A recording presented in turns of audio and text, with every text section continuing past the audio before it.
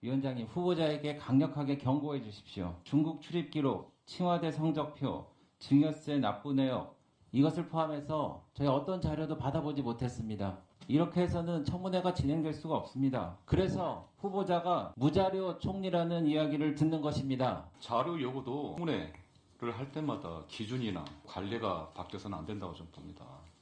윤석열 정부 한덕수 거부한 자료라. 그 당시 한덕수 후보자 본인의 예적금 계좌 가입 내역, 금액 현황 모두 거부했습니다. 그때는 사생활 침해고 지금은 검증입니까? 오늘 회의는 어제에 이어 국무총리 후보자에 대한 의원님들의 질의와 답변을 듣도록 하겠습니다. 네, 의사진행 발언 먼저 배준영 간사님 먼저 의사진행 발언 신청하셨습니다. 네, 존경하는 위원장님, 어제 저희가 그렇게 자료의 제공을 요청했는데 들어온 추가 자료가 현재 없습니다. 위원장님, 후보자에게 강력하게 경고해 주십시오.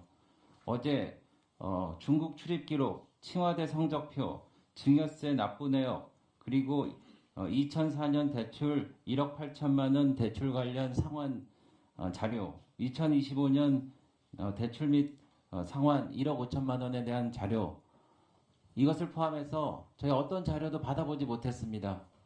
이렇게 해서는 청문회가 진행될 수가 없습니다. 그래서 후보자가 무자료 총리라는 이야기를 듣는 것입니다. 창피한 일입니다. 무대책 총리라는 이야기도 나옵니다. 어제 정부 예산과 국가 부채에 대한 무지와 무관심에서 드러났습니다. 분명 부처 보고를 받은 것으로 알고 있는데 모르셨습니까? 국민 여러분들도 정말 놀랐을 것입니다. 결국 무자격 총리라는 말로 귀결됩니다. 이재명 대통령께서는 청문회 과정에서 본인의 해명을 지켜보는 게 바람직하다라고 하셨습니다. 어제 다 지켜보셨습니까? 참고로 어제 어떤 언론에서도 의혹이 해명되었다는 보도를 저는 찾지 못했습니다. 총리 후보자가 자격이 있는지 어제는 후보자 스스로 증명하지 못했습니다. 오늘 마지막 기회를 드리겠습니다. 위원장님께서는 후보자가 자료를 성실히 제출하도록 해주시기 바랍니다. 이상입니다. 네, 후보자님 어저께 제출하겠다고 한 자료도 아직 제출이 안 되는 가운데 지금 배준영 간사께서 말씀하신 그런 예를 든 자료 그리고 또 기타 제출할 수 있는 자료에 대해서는 좀 오전 중으로 제출해서 인사청문회가 차질 없이 진행될 수 있도록 협조해 주시기 바랍니다. 그렇게 하시겠습니까? 네, 제가 어제 말씀드린 대로 필요하고 할 수 있는 부분을 제공하겠다라는 말씀대로 하겠습니다. 네, 적극적으로 제출해 주시기 바랍니다. 다음 박선원 의원님 의사진행 발언해 주시기 바랍니다. 네, 존경하는 위원장님, 의사진행 발언할 기회를 주셔서 감사합니다. 어제 위원장님께서 회의를 진행을 하시면서 가급적이면은 본인 질의 시간을 정책 질의로 이렇게 이끌어 가시기 위해서 애쓰시는 모습을 보고 많은 존경의 마음을 드립니다. 하지만 우리 청문위원들 간의 명예도 중요하지요. 근데요, 지금 총리 후보자의 명예도 중요한 것입니다. 그렇지 않습니까? 그런데 뭐 수상한 자금이라든지 무슨 현금 유격을 쟁여놓고 썼다든지 또 일방적으로 소명되지 않았다든지 전혀 동의하지 않습니다. 다 소명됐다고 저는 보고요. 특히 어제 그 배준영 간사의 마지막 발언, 그건 뭐 청문 후보를 협박하는 것도 아니고 그렇게 답변하면은 무슨 뭐 청문 보고서를 채택하지 않겠다 혹은 불리할 것이다 이런 식의 말씀이 계셨는데요. 그렇게 하시면 안 되죠. 그래서 오늘은 위원장님께서 가급적이면 정책 질의로 잘 이끌어 주셨으면 좋겠다는 바람을 말씀드리면서 청문 보고서 채택 시간도 필요하오니 오후 일정을 빨리 좀 종결해 주십사 하는 그런 보고를 말씀을 드립니다. 그래서 전체적으로 정책 질의에 집중이 되어야 된다. 더 이상 후보자의 신상을 다 파헤쳐가면서 근거 없이 폄훼하고 명예를 훼손하고 그런 거 안 되지 않습니까?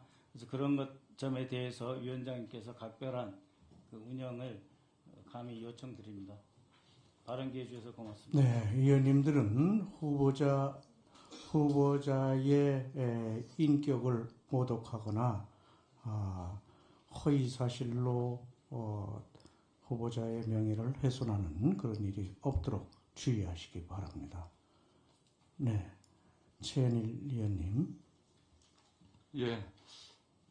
어제와 마찬가지로 또 자료 관련해서 또 이제 논란이 또 있는 것 같습니다.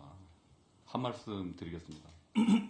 자료 요구도 청문회를 할 때마다 기준이나 또 관례가 바뀌어서는 안 된다고 좀 봅니다. 윤석열 정부 한덕수 전 총리 청문회 아마 그 당시 거부한 자료를 한번 볼까요? 그 당시 한덕수 후보자 본인의 예적금 계좌 가입 내역, 금액 현황 모두 거부했습니다. 부동산과의 금전 거래 내역도 거부했고요. 골프 회원권, 자금 출처, 입출금 내용도 제출하지 않았습니다. 또 배우자는 어떻습니까? 종합소득세 신고 내역, 사인간, 채권 채무 내역도 제출하지 않았습니다. 그때는 사생활 침해고 지금은 검증이니까 이런 기준이 어디 있습니까? 공정해야죠. 재산 관련해서도 한번 살펴봤습니다. 박근혜 정부 안대희 후보자 같은 경우도 변호사 개혁 후에 5개월 동안 무려 16억 원 소득으로 벌었습니다. 정관 외우가 아니면 설명할 수 없는 고액 수입력 자본이었습니다. 일반인은 꿈도 꾸지 못할 고소득을 올린 것입니다. 그때 자료 제출하지 않았습니다. 황교안 전 총리는요, 1년 반 동안 16억 원을 벌었고요. 정홍원 전 총리는 2년 동안 6억 7천만 원을 벌어들였습니다. 한덕수 전 총리는 4년간 김앤장 고문료를 무려 19억 원을 소득을 올렸습니다. 당시 국민의힘 성일종 청문위원께서는 굉장히 검약하게 사셨다고까지 했습니다. 말이 됩니까 이게?